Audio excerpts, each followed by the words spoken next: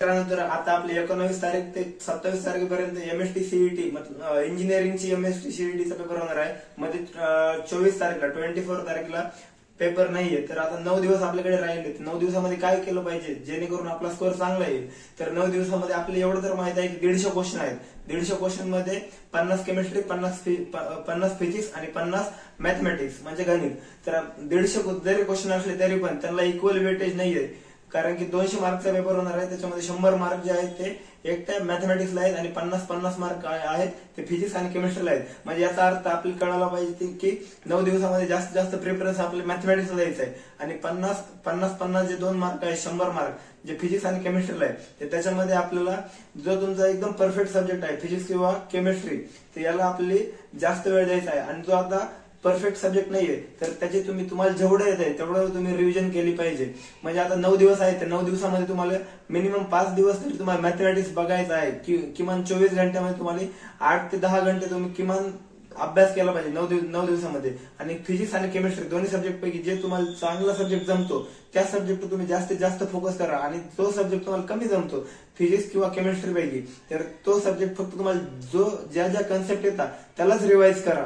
म्हणजे तुमचा स्कोर हा वाढेल. आणि 200 मार्क आहेत, त्याच्यामध्ये 100 जे आहे ते मॅथमॅटिक्सला आणि 50 फिजिक्स आणि केमिस्ट्रीला.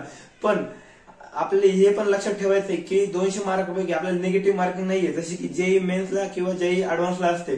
तर आपली निगेटिव्ह मार्क नसल्यामुळे आपली जो पण पोर्शन येत नाही त्याला आपली पेपरमध्ये सोडून यायचं नाहीये. त्याला आपली काही ना काही तुम्हाला जो पण आन्सर वाटेल शेवटला ते तुम्हाला टिक करून यायचंय. आणि आता विषय राहिला की आपली कसा सब्जेक्ट हँडल केला पाहिजे. तर तुम्ही आता मोस्ट ऑफ मॅथमॅटिक्स मध्ये जरी कन्सेप्च्युअल आहे, तुम्हाला कन्सेप्ट समजून घ्यायचे, तर तुम्ही त्याच्यामध्ये जे तुम्हाला लर्न होत नाहीये ते तुम्ही प्रयत्न करा लर्न करायचं 2-4 दिवसामध्ये. जसे काही कन्सेप्ट असतात ते आपल्याला समजतात की आपण करू शकतो. म्हणजे याच्यावर थोडं रिव्हिजन केलं, टाईप मधले क्वेश्चन जे प्रिव्हियस इयर क्वेश्चन आहेत त्याच्यावरती, त्याच्यामध्ये 4-5 घंटे तुम्ही मॅथमॅटिक्सला द्या आणि नंतर तुला रिवाइज करा. म्हणजे सेम क्वेश्चन बघा, पॅटर्न बघा. प्रिव्हियस इयर मध्ये तुम्ही प्रिव्हियस इयर सॉल्व्ह केलेच असतील. मॅथमॅटिक्सला स्किप करून जमणार नाहीये.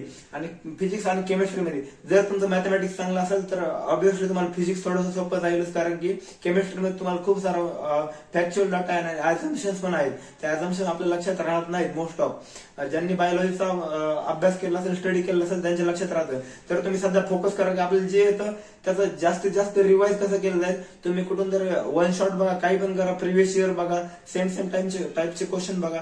आणि सगळ्यात महत्वाचं म्हणजे तुम्हाला जे येत नाही ते तुम्हाला सोडून द्यायचं नाहीये, तुम्हाला ते टिक करून यायचंय. त्याच्यामुळे 9 दिवस तुमचे एकदम परफेक्ट घालवा आणि पेपर देऊन या. बाकी कोणते कॉलेज कसे आहेत, कोणती ब्रँच घेतली पाहिजे, कोणत्या कॉलेजनुसार ती ब्रँच कशी घेतली पाहिजे, इंटरेस्ट नुसार घेतली पाहिजे, काय केलं पाहिजे, हा सगळा जो स्टडी अनालाइसिस आहे तो आम्हाला आहे. मी पण एक इंजिनिअरचा आहे त्याच्यामुळे आहेच.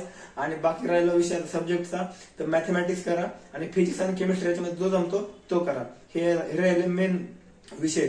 बाकी याच्यामध्ये पेपरमध्ये गेल्यानंतर तुम्हाला काही सोडून द्यायचं नाहीये, ते पण करून यायचंय. आणि पेपर सोडवायचं कसं, तर हे पण लक्षात ठेवा, पेपरमध्ये गेल्यानंतर तुम्हाला मॅथमॅटिक्स पहिल्यांदा घ्यायचंय. आणि मॅथमॅटिक्स घेतल्यानंतर तुम्हाला हे पण लक्षात ठेवायचंय की जे क्वेश्चन आपले येत असतात पण ते लेंदी असतात, ते क्वेश्चनला तुम्हाला काय करायचं, प्रेफरन्स सेकंड द्यायचा. पहिला प्रेफरन्स तुम्हाला असा असला पाहिजे की ज्याला की एकदम कमी वेळ लागतो. म्हणजे थोडे 1-2 स्टेप केले की सॉल्व्ह होतो, किंवा मग फॅक्च्युअल डाटा आहे ते तुम्हाला पहिल्यांदा सगळे सॉल्व्ह करून घ्यायचे.